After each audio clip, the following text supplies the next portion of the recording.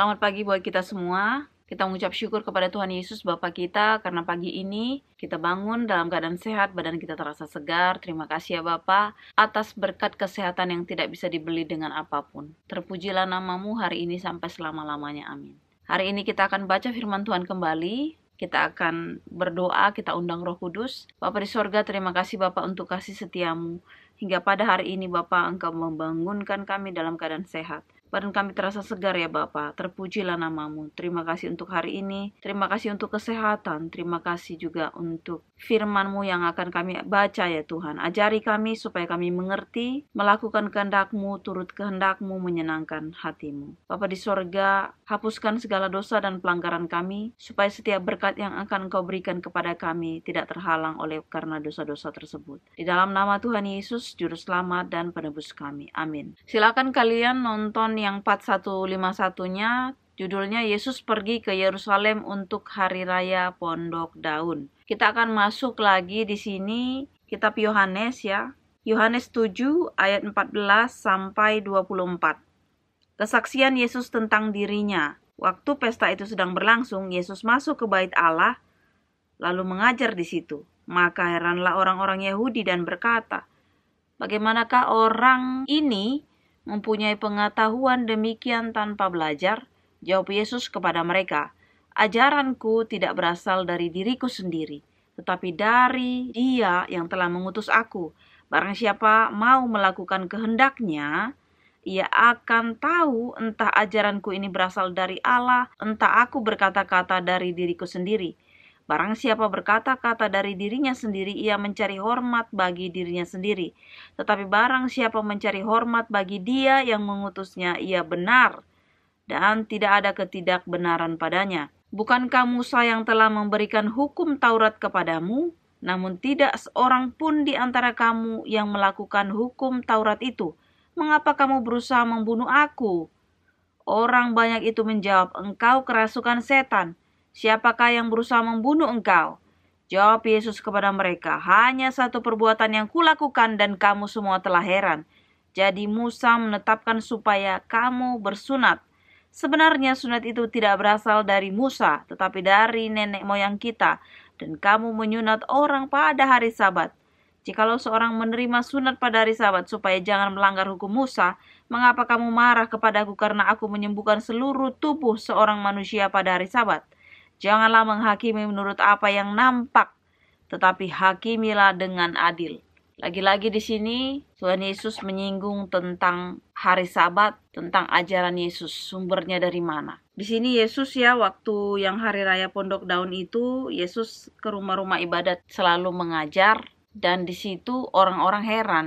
Katanya, "Dari mana pengetahuan orang ini?" katanya. Kok pengetahuan orang ini? Maksudnya Yesus sungguh-sungguh sangat luar biasa. Kemudian Yesus mengatakan, "Ajaranku ini bukan dari diriku sendiri, tapi dari Dia yang mengutus aku, dari Bapa Allah itu." Karena Dia kan satu. Terus Dia bilang di sini lagi, ayat 17, "Barang siapa melakukan kehendaknya, ia akan tahu entah ajaranku ini berasal dari Allah, entah aku berkata-kata dari diriku sendiri." Jadi kalau siapa yang memang kita melakukan firman itu, kita pasti tahu. Makanya pelaku-pelaku firman yang benar-benar, yang original, dalam tanda kutip bukan fake, kalau melihat seseorang, apakah dia itu memang benar-benar pengikut Kristus, ya, pelayan Tuhan atau enggak. Karena banyak juga sekarang model-model yang hanya bicara di bibir, tapi waktu dia mengaplikasikannya sangat-sangat tidak sesuai dengan apa yang dia ucapkan, atau bertolak belakang, kita bilang, nggak sinkron. Jadi omongnya baik-baik, kemudian perlakuannya tidak. Jadi itu sangat-sangat tidak terpuji ya, karena omdo jatuhnya, cuman omong doang ya. Kemudian di sini dikatakan di ayat 18, "Barang siapa berkata-kata dari dirinya sendiri, ia mencari hormat bagi dirinya sendiri. Tetapi barang siapa mencari hormat bagi Dia," maksudnya Bapa Allah kita itu ya, dari Tuhan. "Tetapi barang siapa mencari hormat bagi Dia yang mengutusnya, ia benar dan tidak ada ketidakbenaran padanya." Kemudian di ayat 19, "Bukankah Musa yang telah memberikan hukum Taurat kepadamu? Namun tidak seorang pun di antara kamu yang melakukan hukum Taurat itu. Mengapa kamu berusaha membunuh aku?" Jadi di sini sudah jelas, sudah sangat jelas. Artinya kan Musa udah kasih hukum Taurat sama kalian. Kalian bisa menerangkan, kalian bisa mengerti, kalian bisa mengajar, tapi kalian tidak mematuhinya. Artinya cuman hanya omong doang. Itu yang ditegur sama Tuhan kita Yesus Kristus di sini. Kemudian orang-orang bilang, siapa yang membunuh kamu? Kamu itu kerasukan, katanya. Padahal memang benar mereka sudah bersekongkol mau membunuh Tuhan Yesus, ya. Jawab Yesus kepada mereka, hanya satu perbuatan yang kulakukan dan kamu semua telah heran. Jadi Musa menetapkan supaya kamu bersunat. Sebenarnya sunat itu tidak berasal dari Musa, tetapi dari nenek moyang kita, dan kamu menyunat orang pada hari Sabat. Jadi ini lagi-lagi disinggung hari Sabat lagi, ya. Ketika di situ dikatakan ada orang-orang yang mau menyunat pada hari Sabat, mereka welcome. Tapi ketika Yesus menyembuhkan orang pada hari Sabat, mereka komplain. Padahal tujuan Yesus mati di kayu salib adalah untuk menyelamatkan manusia. Jadi kalau bersunat itu kan seperti dibilang, kan bisa hari depan, kan bisa besok. Sunat itu kan bukan penyakit. Tapi kenapa waktu orang sakit pada saat Tuhan Yesus mau menyembuhkan, seolah-olah mereka mengatakan bahwa Yesus meniadakan hukum Sabat. Padahal mereka sendiri melakukan hal-hal yang sangat bertolak belakang. Makanya dibilang tera teram akusat, bumi menuduh bumi. Tetapi sekali lagi,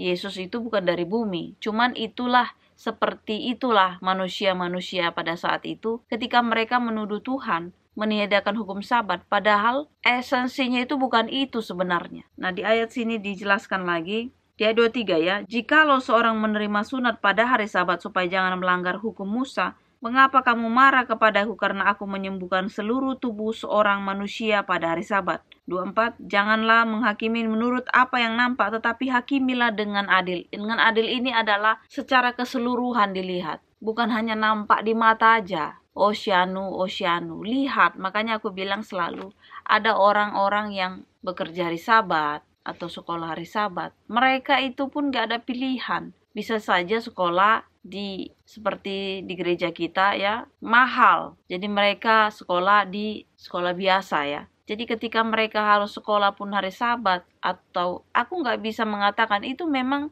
artinya melanggar hukum Sabat. Tetapi sebagai jemaat Tuhan, kalau memang kita mau mereka juga melakukan perintah Tuhan, bergereja hari Sabat, coba tanya, kenapa kamu sekolah hari Sabat? Ditanya pasti, oh karena saya harus sekolah hari Sabat dan ujian, kalau nggak lulus. Kenapa kamu nggak sekolahnya di gereja kita aja? Supaya hari Sabatnya berhenti. Kalau dibilangnya, oh terlalu mahal bagi aku, ya jemaat harus bantulah. Karena itu yang lebih penting. Atau satu lagi, kalau ada orang yang bekerja hari Sabat, jangan dihakimi. Tanya dulu lah. Kalau kalian punya lowongan kerja yang memang bisa libur hari Sabat, atau mungkin kalian bisa bantu contohnya. Jadi kalian bisa membantu orang itu tidak sampai dia bekerja lagi pada hari Sabat. Itu solusinya. Bukan hanya menghakimi tapi solusi nggak dikasih. Itu sama aja seperti kayak orang Farisi, hanya nyudutin orang aja. Padahal dia kalau memang dia niatnya mau bantu, ya bantu dulu lah. Tanya dulu kenapa ini, baru dibantu. Jadi di sini Tuhan mengajarkan kita adalah sesuatu hal yang intinya adilnya. Karena Tuhan bilang apa? Yang ku kehendaki adalah belas kasihan, keadilan, kesetiaan, dan bukan persembahan, dibilang Tuhan. Jadi siapa yang mempunyai belas kasihan kepada orang, dia sudah memberikan untuk Tuhan. Tiap apapun yang kita lakukan kepada orang yang paling hina, kita udah lakukan untuk Tuhan.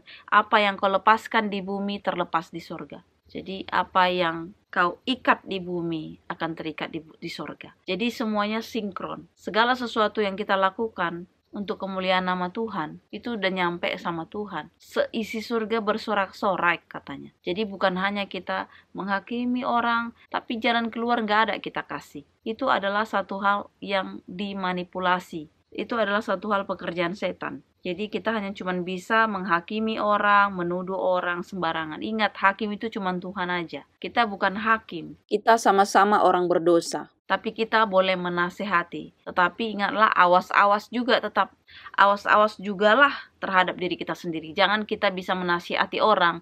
Jangan kita bisa memberikan saran kepada orang. Tapi kepada diri kita sendiri, kita sangat-sangat sulit untuk memberikan saran, menasihati diri sendiri. Jadi ini nggak main-main. Jadi pengikut Kristus itu bukan hanya hafalan, bukan hanya pengertian, bukan hanya kita ke gereja saja, bukan hanya itu aja ya, bukan hanya ikut grup-grup Kristen saja, tetapi waktu kita melakukan sesuatu hal dengan kasih Tuhan, Itu yang paling utama. Karena tujuan Yesus mati di kayu salib adalah untuk menebus dosa manusia, memperdamaikan kita supaya kita layak mendapatkan kerajaan surga, supaya setiap orang yang percaya tidak binasa melainkan hidup yang kekal. Itu sudah janji Bapa kita. Tuhan Yesus Kristus telah mau turun ke bumi ini, mengalami yang namanya penderitaan. Jadi ketika kita mau menghakimi orang, dia aja nggak mau menghakimi. Karena belum saatnya. Kedatangan kedua baru dia hakimi. Dan jadi kalau kita yang bukan siapa-siapa ini, kita nggak ada hak untuk menghakimi orang. Jadi inilah perenungan buat kita masing-masing supaya kita tetap membaca firman Tuhan itu. Seperti dibilang adil lah. Bacalah firman Tuhan itu mendapatkan esensi. Pengertiannya itu apa. Bukan letter-letter, ini harus segini, nggak boleh begini, kamu berdosa, ini begini. Semuanya berdosa. Ini bukan lagi cerita tentang dosa apa enggak, kita semuanya sudah berdosa. Ceritanya ini adalah tentang bagaimana kita menasihati orang, bagaimana juga kita bisa awas-awas terhadap diri kita sendiri dan membantu orang lain. Ya, penuh kasih katanya, bukan mementingkan diri sendiri. Jadi ketika kita hanya mementingkan aku, untukku, ya itu mah udah namanya anaknya iblis, bukan anaknya Tuhan lagi, karena dia sudah hanya mementingkan dirinya sendiri. Tuhan Yesus saja nggak mementingkan dirinya sendiri. Kalau dia mementingkan diri sendiri, kita nggak selamat. Karena dia tidak mementingkan dirinya sendiri, dia mau mati di kayu salib hanya untuk kita, penebusan dosa. Jadi bagi kita orang berdosa ini, janganlah mementingkan diri sendiri aja. Jangan hanya memikirkan dirimu saja, tetapi pikirkan juga orang lain. Dalam artian juga bukan bodoh ya. Ingat, kalau kita pun membantu seseorang bukan yang fake, tapi sudah dibilang Tuhan, jika engkau melakukan yang paling hina ini, artinya bukan yang kita bantu orang pura-pura miskin, tetapi orang yang benar-benar dia nggak mampu lagi, memang benar-benar miskin ya. Jadi ajaran Tuhan itu kalau diselami bukan nggak ada yang pernah salah, selalu memang benar-benar tepat pada sasarannya. Jadi kita yang harus minta tuntunan Roh Kudus memampukan kita mengerti. Inilah doa dan harapan kita berdoa. Terima kasih ya Bapa, puji dan syukur anak-Mu panjatkan ya Bapa. Terima kasih untuk firman-Mu Bapa. Lagi-lagi kami diingatkan tentang apa itu hari Sabat itu. Untuk apa hari Sabat itu? Supaya kami melakukan pekerjaan-Mu Bapa. Bukan hanya datang ke gereja, duduk dan diam manis. Tetapi biarlah kami menjadi pelaku, yaitu membantu sesama kami. Tidak menghakimi orang, tetapi kami penuh kasih dan memberikan solusi. Bapa di sorga, jikapun kami mau menasihati orang, kiranya kami juga bisa mengingat akan diri kami sendiri supaya awas-awas dan tidak jadinya menghakimi orang lain. Bapa di sorga, dosa kami yang banyak hapuskan supaya jangan terhalang ya Tuhan berkat-berkat yang akan Kau berikan kepada kami masing-masing. Terpujilah nama-Mu ya Bapa. Anak-Mu berdoa buat orang yang sedang sakit di luar sana, Engkau sembuhkan mereka. Yang sedang mencari pekerjaan, Engkau berikan pekerjaan. Dan orang yang sedang mengalami pergumulan untuk memaafkan dirinya sendiri, memaafkan keluarganya, temannya, siapa saja, dan pergumulan apapun masalah yang dia hadapi, turut campur tanganlah Engkau Tuhan menyelesaikannya. Bapa di sorga, terima kasih Bapa, terima kasih. Terpujilah nama-Mu Bapa hari ini sampai selama-lamanya. Di dalam nama Tuhan Yesus, Juru Selamat dan Penebus kami. Amin. Terima kasih sudah menonton video ini. Jangan lupa like, subscribe, dan di-share. Tuhan Yesus memberkati. Amin.